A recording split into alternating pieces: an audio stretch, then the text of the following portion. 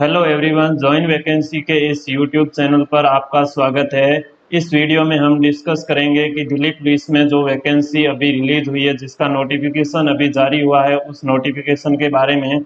Notification जो कि 1 सितंबर को रिलीज हुआ था, और उस नोटिफिकेशन में जो फॉर्म भरने की स्टार्टिंग डेट थी वो 1 सितंबर थी। 1 सितंबर से लेकर उसकी जो लास्ट डेट है, वो last date online fees payment की जो लास्ट डेट रहेगी वो 30 सितंबर रहेगी। और एप्लीकेशन सबमिट करने की भी लास्ट जो डेट है वो आपकी 30 सितंबर 2023 तक रहेगी। उसके बाद में dates of application form correction and online payment correction, इसमें ऑनलाइन पेमेंट करेक्शन या फिर जो एप्लीकेशन फॉर्म है उसमें करेक्शन की जो डेट रहेगी दिल्ली पुलिस की, वो 3 अक्टूबर से लेकर 4 अक्टूबर के बीच में रहेगी। उसके बाद में ये जो ऑप्शन होगा वो क्लोज हो जाएगा। तो जिसने फॉर्म भर दिया है तो वो फॉर्म आप करेक्शन करवाना चाहते हो तो वो करेक्शन आप 3 और 4 के बीच में आप अपने डैशबोर्ड पे जाके, वहाँ लिंक अवेलेबल हो जाएगा, वहाँ जाके आप करेक्शन करवा सकते हो। उसके बाद में दिल्ली पुलिस कांस्टेबल की जो वैकेंसी है, रिक्रूटमेंट है, उसमें एग्जाम मोड रहेगा। वो एग्जाम मोड ऑनलाइन माध्यम से रहेगा। इसके साथ साथ में या फिजिकल टेस्ट भी होगा। ऑनलाइन मोड में एग्जाम कंप्यूटर बेस्ड टेस्ट यानी सीबीटी माध्यम से रहेगा, यानी कंप्यूटर बेस्ड टेस्ट होगा। उसमें लैंग्वेज की बात करें तो उसमें 2 लैंग्वेज रहेगी। एक हिंदी लैंग्वेज में एग्जाम होगा और दूसरा उसके साथ ही इंग्लिश लैंग्वेज भी होगी, तो दोनों लैंग्वेज में एग्जाम होगा। उसके बाद में बात करें फिजिकल टेस्ट की, तो वो पीएसटी यानी फिजिकल स्टैंडर्ड टेस्ट, जिसमें 1600 मीटर रनिंग होगी, प्लस उसके साथ में लॉन्ग एंड हाई जंप होगा। और इसमें 1600 मीटर रनिंग में भी अलग अलग क्राइटेरिया है कि मेल में उसमें एज के अनुसार दिया हुआ है, वो आगे इसी पीपीटी में आपको मिल जाएगा कि किस एज ग्रुप में कितनी रनिंग करनी है और वो कितने टाइम पे करनी है, लॉन्ग जंप कितना करना है और हाई जंप भी उसमें कितना करना है। तो वो हो जाएगा उसमें पीपीटी में आगे एज के अनुसार दिया हुआ है कि उस एज के अनुसार इतनी रनिंग होगी और इतनी हाइट वगैरह होगी। और final result will be declared by commission based on the performance candidate in CBT, यानी जो फाइनल रिजल्ट निकलेगा वो रिजल्ट कंप्यूटर बेस्ड एग्जाम यानी ऑनलाइन मोड में जो एग्जाम होगा, सीबीटी का कंप्यूटर बेस्ड टेस्ट होगा, उसके अनुसार जो फाइनल लिस्ट है वो बनेगी। लेकिन फिजिकल टेस्ट को क्लियर करना, इसके लिए क्लियर करना जरूरी है। उसके बाद में बात करें तो इसकी ऑफिशियल वेबसाइट की, तो इसका जो फॉर्म है वो https://ssc.nic.in पर आपको मिलेगा। वहाँ पे जाके आपको रजिस्ट्रेशन करना है और रजिस्ट्रेशन करने के बाद में वहाँ पे जाके आपको इस कांस्टेबल की वैकेंसी के लिए अप्लाई करना है। उसके बाद में फीस पेबल, फीस की बात करें तो वो 100 रुपये अनरिजर्व्ड यानी सामान्य और ओबीसी मेल के लिए 100 रुपये रखा गया है, अन्यथा फीमेल और अदर कैंडिडेट्स के लिए ये नील रखा गया है, यानी इसमें कोई फीस नहीं लगेगी, वो फीमेल या फिर अदर कैंडिडेट है। तो उसके बाद में पे स्केल की बात करें तो इस पोस्ट पर पे स्केल है वो पे लेवल 3 रखा गया है, जिसमें 21,700 मिनिमम से लेकर 69,100 रुपये तक का अमाउंट आपको इसमें देखने को मिलेगा। उसके बाद में एप्लीकेबल यानी नेशनलिटी या सिटीजनशिप, तो वो कैंडिडेट सिटीजन ऑफ इंडिया का होना चाहिए, यानी ये ऑल इंडिया वैकेंसी है, यानी आप कहीं से भी इसको अप्लाई कर सकते हो। यदि आप सिटीजन ऑफ इंडिया यानी इंडिया के रहने वाले हो, तो कोई भी स्टेट हो तो वहाँ से आप इसको अप्लाई कर सकते हो। उसके बाद में एज लिमिट, तो इसमें जो जनरली एज लिमिट है वो 18 से 25 ईयर तक है, जिसमें वो कैलकुलेट होगी 1 जुलाई 2023 से, यानी 1 जुलाई 2023 से आपकी एज 18 और 25 के बीच में होनी चाहिए। और इसमें रिलैक्स भी दिया हुआ है, तो आगे इसी पीपीटी में कितना रिलैक्सेशन है इसका, तो वो इसी पीपीटी में आगे देखेंगे कि कितना इसको इसमें रिलैक्सेशन दिया गया है। क्वालिफिकेशन की बात करें तो इस पोस्ट के लिए 10+2 यानी सीनियर सेकेंडरी की क्वालिफिकेशन रखी गई है, यानी इसमें सीनियर सेकेंडरी क्लियर होनी चाहिए। उसके बाद में सीबीटी एग्जाम, ये इसकी एग्जाम डेट है। सीबीटी का मतलब कंप्यूटर बेस्ड टेस्ट, यानी जो इसका मेन एग्जाम होगा वो मेन एग्जाम दिसंबर 2023 में होगा, यानी इसमें ऑनलाइन माध्यम से आपका सेंटर पर एग्जाम होगा, वो दिसंबर 2023 में होगा। इसके बाद में आगे बात करें वैकेंसी डिटेल्स की, तो वैकेंसी डिटेल्स में कौन कौन सी वैकेंसी, किस टाइप की वैकेंसी और कौन से ग्रुप को कितने पोस्ट मिलेगी और किस कैटेगरी में कितनी पोस्टें आती है। टोटल पोस्टों की बात करें तो वहाँ पे टोटल वैकेंसी है 7,547 टोटल वैकेंसी है, जिसमें कांस्टेबल मेल यानी कांस्टेबल में मेल में आ जाएगा ये जनरल की, इसमें पोस्टें हो जाएगी 2748 पोस्टें जनरल की हो जाएगी। ईडब्ल्यूएस की 488 पोस्ट हो जाएगी और इसी में ओबीसी की 258 पोस्ट हो जाएगी। इसके साथ में एसटी की कांस्टेबल जनरल मेल की हो जाएगी 717 पोस्ट और एसटी की हो जाएगी 242 पोस्ट। टोटल पोस्ट की बात करें कांस्टेबल मेल जनरल की बात करें तो वो 4453 पोस्ट हो जाएगी वहाँ पे। और उसके बाद में constable male ex serviceman male यानी कांस्टेबल मेल और एक्स सर्विसमैन की बात करें तो वहाँ जनरल अनरिजर्व की हो जाएगी 153 पोस्ट और ईडब्ल्यूएस की 27 पोस्ट हो जाएगी। इसके साथ में ओबीसी की 15 पोस्ट हो जाएगी और एससी की 48 पोस्ट हो जाएगी। उसके साथ ही एसटी की 23 पोस्ट हो जाएगी। टोटल जो इसका कैलकुलेशन होगा वो 216 पोस्ट हो जाएगी। उसके बाद में constable male ex serviceman commando की जो पोस्टें हैं, एक्स सर्विसमैन में जो कमांडो थे उनकी जो कांस्टेबल में पोस्टें हैं वो अनरिजर्व में 152 पोस्ट रखी गई है। उसके बाद में 27 पोस्ट ईडब्ल्यूएस की रिजर्व है और जो 14 पोस्ट है वो ओबीसी के लिए रिजर्व है। एससी और एसटी की 107 और 37 पोस्टें। टोटल जो पोस्ट हो जाएगी इस कांस्टेबल एक्स सर्विसमैन कमांडो के लिए तो वो पोस्ट हो जाएगी आपकी 337 पोस्ट। उसके बाद में कांस्टेबल जो फीमेल की पोस्टें रखी गई है, ऊपर जो एक नंबर पे थी वो पोस्टें मेल के लिए थी और जो फीमेल की पोस्टें रखी गई है वो 1502 पोस्ट रखी गई है, जिसमें अनरिजर्व की 1502 पोस्ट है और 468 पोस्ट ईडब्ल्यूएस के लिए है और ओबीसी के लिए फीमेल ओबीसी के लिए 142 पोस्ट। उसी के साथ में एससी फीमेल के लिए 429 पोस्ट और 150 पोस्ट एसटी फीमेल के लिए। टोटल मिला के जो फीमेल के लिए रिजर्व पोस्ट है वो 2491 पोस्ट है। इसके साथ में जो टोटल पोस्ट हो जाएगी वो टोटल पोस्ट हो जाएगी 7547 पोस्ट पर आवेदन मांगे गए हैं। उसमें टोटल वैकेंसी की बात करें इन सभी कैटेगरी को मिला के तो उसमें अनरिजर्व की 455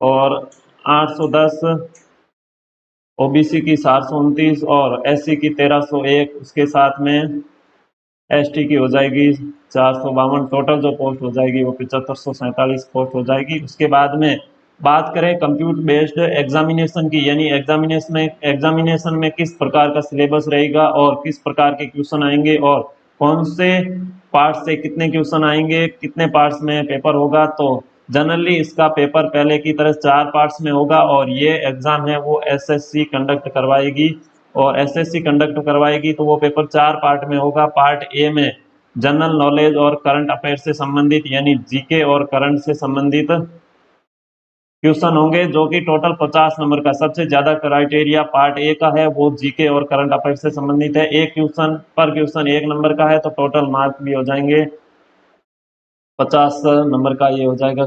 और पार्ट बी में केवल रीजनिंग आएगी, रीजनिंग में 25 क्वेश्चन होंगे और 25 भी एक क्वेश्चन 1 नंबर के हिसाब से टोटल 25 मार्क्स के क्वेश्चन होंगे। उसके बाद में पार्ट सी में न्यूमेरिकल एबिलिटी यानी मैथ से रिलेटेड पोर्शन होगा पार्ट सी, उसमें टोटल 15 क्वेश्चन होंगे। 15 क्वेश्चन पर क्वेश्चन 1 नंबर के हिसाब से टोटल 15 नंबर के क्वेश्चन होंगे। उसके बाद में पार्ट डी में computer fundamental, MS excel, MS word, communication, internet और डब्ल्यू वेब ब्राउजर्स के बारे में क्वेश्चन होंगे। यानी ये जो क्वेश्चन होंगे टोटल 10 क्वेश्चन होंगे और पर क्वेश्चन 1 नंबर के हिसाब से टोटल 10 नंबर के क्वेश्चन होंगे, जिसके पूरा का पूरा जो कंप्यूटर के रिलेटेड जितना भी पोर्शन है वो हमारे एक यूट्यूब चैनल है जिसकी लिंक मैं इसी वीडियो के डिस्क्रिप्शन में दे दूंगा और जहाँ पर आपको पूरे के पूरे दिल्ली पुलिस के हिसाब से आपको फ्री में कंप्यूटर से जितने भी क्वेश्चन आते हैं वो क्वेश्चन आपको वहाँ पे मिल जाएंगे, जिसमें MS excel, MS office, word, computer fundamental question series भी होगी और वहाँ पे पूरी थ्योरी भी 1 से 0 से लेकर यानी बेसिक से लेकर एडवांस तक की उसमें होगी। टोटल बात करें टाइम की तो टाइम यानी जो 100 क्वेश्चन है उसमें 90 मिनट्स का टाइम दिया जाएगा, यानी 1 घंटा और 30 मिनट का वहाँ पे टाइम दिया जाएगा। टोटल क्वेश्चन की बात करें तो टोटल नंबर ऑफ क्वेश्चन हो जाएंगे 100, और उस पर 100 क्वेश्चन पर 90 मिनट का टाइम दिया जाएगा। उसके बाद में बात करें एज रिलैक्सेशन की, यानी उसमें एज में कितनी छूट दी जाती है, उस छूट की बात करें तो जनरली जो एज है वो 18 से 25 ईयर्स तक है। उसमें डेट जो कैलकुलेट होगी वो 1 जुलाई 2023 तक से कलेक्ट होगी। उसके बाद में candidate should be have been born, और वो कैंडिडेट 2 जुलाई 1998 से पहले का उसका जन्म नहीं होना चाहिए। 2 जुलाई 1998 से लेकर 1 जुलाई 2005 के बीच में इसकी एज होनी चाहिए। उसके बाद में कैटेगरी की बात करें तो SC ST के लिए 5 ईयर्स की जो एज रिलैक्सेशन दे रखा है। उसके बाद में OBC की बात करें तो OBC के लिए 3 साल का, यानी 25 प्लस 3 यानी 28 ईयर तक के कैंडिडेट इसमें आवेदन कर सकते हैं। स्पोर्ट्समैन की बात करें तो स्पोर्ट्समैन में 5 ईयर और 10 ईयर, यानी दोनों स्पोर्ट्स अलग अलग कैटेगरी है, जिसमें 5 साल और 10 साल तक का इसको एज रिलैक्सेशन दिया गया है। उसके बाद में department candidate of Delhi police unreserved, यानी UR का मतलब जनरल, जो डिपार्टमेंटल कैंडिडेट है जो पहले से दिल्ली पुलिस में है, अनरिजर्व यानी जनरल से हैं, तो उनको 40 साल तक, यानी उनकी जो ईयर है वो एज है वो 40 साल है, तब तक वो इसमें आवेदन कर पाएंगे। उसके बाद में department candidate of Delhi police OBC में जो दिल्ली पुलिस में पहले से कैंडिडेट है, पहले से लगे हुए दिल्ली पुलिस डिपार्टमेंट में, उनके लिए 43 साल रखी गई है। उसके बाद में department candidate of Delhi police SC ST, तो उसमें उनको 45 साल तक के कैंडिडेट वहाँ पर आवेदन कर सकते हैं। उसके बाद में सन एंड डॉटर्स सर्विंग रिटायर्ड और दिल्ली पुलिस, यानी इसमें बता रहा है कि दिल्ली पुलिस में इनके जो पेरेंट्स वगैरह काम करते हैं, उनके जो पुत्र है या फिर उनके जो डॉटर्स वगैरह है, उनके लिए 29 साल तक वो आवेदन कर सकते हैं। उसके बाद में एक्स सर्विसमैन अनरिजर्व EWS के लिए 3 साल का और इसमें एज रिलैक्सेशन दे रखा है। तो उसके बाद में आगे बात करें वैकेंसी डिटेल्स की। वैकेंसी डिटेल्स में एनसीसी की बात करें तो उसमें एनसीसी में हो जाएगा, यदि एनसीसी सी सर्टिफिकेट किसी कैंडिडेट के पास में है तो वहाँ 5% मिलेगा maximum mark of examination. Maximum mark of examination की बात करें तो वो हो जाएगा 100 नंबर पर 5%, यानी वहाँ पर आपको 5 नंबर देखने को मिलेंगे। यानी आपके पास में एनसीसी सर्टिफिकेट है तो वहाँ पर 5 नंबर का आपको रिलैक्स मिलेगा। उसके बाद में यदि आपके पास में एनसीसी बी सर्टिफिकेट है तो वहाँ पर आपको 3% of the maximum mark of the examination, यानी एग्जामिनेशन के मैक्सिमम मार्क का 3%, यानी 100 नंबर का जो पेपर होगा उस पर आपको 3% का जो रिलैक्स मिलेगा, यानी उसमें आपको 3 नंबर आपके ऐड होंगे बोनस के रूप में। उसके बाद में यदि आपके पास में एनसीसी का ए सर्टिफिकेट है तो वहाँ पर आपको 2% of the maximum marks of the examination, वहाँ आपको 100 का 2%, यानी 2 मार्क्स का आपको बाकी बोनस देखने को मिलेगा। उसके बाद में आगे बात करें स्कीम ऑफ एग्जामिनेशन की, यानी एग्जामिनेशन की स्कीम कैसे होगी, तो उसमें कंप्यूटर बेस्ड एग्जाम होगा। एक तो पहला कंप्यूटर बेस्ड, और कौन कौन से क्वेश्चन वगैरह किस टाइप से किस पार्ट से आएंगे वो अभी हमने देख लिया था। उसके बाद में अगला होगा वो फिजिकल, और फिजिकल यानी PST फिजिकल टेस्ट से संबंधित होगा, जिसमें लॉन्ग जंप वगैरह है वो अभी हम देखेंगे। उसके बाद में medical examination of the recommended candidates, यानी जो कैंडिडेट है जैसे विकलांग वगैरह है, दिव्यांग वगैरह कैंडिडेट है, उनके लिए मेडिकल एग्जामिनेशन भी होगा। उसमें बात करें मेल के लिए PST यानी फिजिकल स्टैंडर्ड टेस्ट की बात करें तो उसमें यदि वो 30 साल से आयु में एज में कम है तो उसके लिए 1600 मीटर रेस रहेगी और वो 6 मिनट में रहेगी। लॉन्ग जंप उनके लिए 14 फीट रहेगा और हाई जंप 3 फीट और 9 इंच रहेगा। उसके बाद में यदि उसकी कैंडिडेट्स की एज है वो 30 साल और 40 साल के बीच में है तो वहाँ पे आपको टाइम 1 मिनट अधिक दिया जाएगा, यानी 7 मिनट दिया जाएगा, और रेस वही 1600 मीटर 7 मिनट का टाइम मिलेगा। और जंप में 1 फीट कम किया जाएगा, यानी 13 फीट जंप लॉन्ग जंप रहेगा। उसके बाद में हाई जंप की बात करें तो वो 3 फीट और 6 इंच रहेगा। उसके बाद में अब वो 40 ईयर्स यानी 40 साल के ऊपर के जो स्टूडेंट है कैंडिडेट्स है उनके लिए जो 1600 मीटर की रेस है वो 8 मिनट्स में कंप्लीट करनी होगी, और लॉन्ग जंप है वो 12 फीट रहेगा। उसके बाद में हाई जंप है वो हाई जंप 3 फीट और 3 इंच रहेगा। उसी प्रकार ये जो स्ट्रक्चर थी ये सिर्फ मेल कैंडिडेट्स के लिए थी। और फीमेल कैंडिडेट्स की बात करें, इसमें ओबीसी जनरल सभी आ जाते हैं, ठीक है। मेल कैंडिडेट्स जितने भी है ओबीसी, एक्स सर्विसमैन, जनरल वगैरह सभी उसकी एज के अनुसार इसमें ये डिफाइन किया गया है, तो इसमें सभी के सभी आ जाएंगे। फीमेल में ओबीसी, जनरल, एससी, एसटी सभी इसमें कैलकुलेट होंगी। तो उसमें यदि फीमेल कैंडिडेट की एज होगी वो 30 साल से कम है तो वहां पर आपको 1600 मीटर की रेस 8 मिनट में कंप्लीट करनी होगी। और लॉन्ग जंप की बात करें तो लॉन्ग जंप 10 फीट का रहेगा। और हाई जंप की बात करें तो वहाँ पे हाई जंप आपके लिए 3 फीट रहेगा। उसके बाद में यदि फीमेल कैंडिडेट्स की एज 30 और 40 के बीच में है तो वहाँ पर आपको 1 मिनट अधिक दिया जाएगा, यानी 1600 मीटर की जो रेस है वो आपको 9 मिनट में क्लियर करनी होगी। उसके बाद में लॉन्ग जंप है वो लॉन्ग जंप 9 फीट रहेगा, यानी 1 फीट इसमें लेस किया जाएगा। उसके बाद में हाई जंप आपको 2 फीट और 9 इंच में क्लियर करना होगा। उसके बाद में जो एबो 40 ईयर्स यानी 60 साल के ऊपर के जो फीमेल कैंडिडेट्स है उसके लिए 1600 मीटर की रेस 10 मिनट में क्लियर करनी होगी। लॉन्ग जंप में 1 फीट लेस किया जाएगा, यानी 8 फीट लॉन्ग जंप करना होगा। उसके बाद में हाई जंप की बात करें तो वो 2 फीट 6 इंच में क्लियर करना होगा।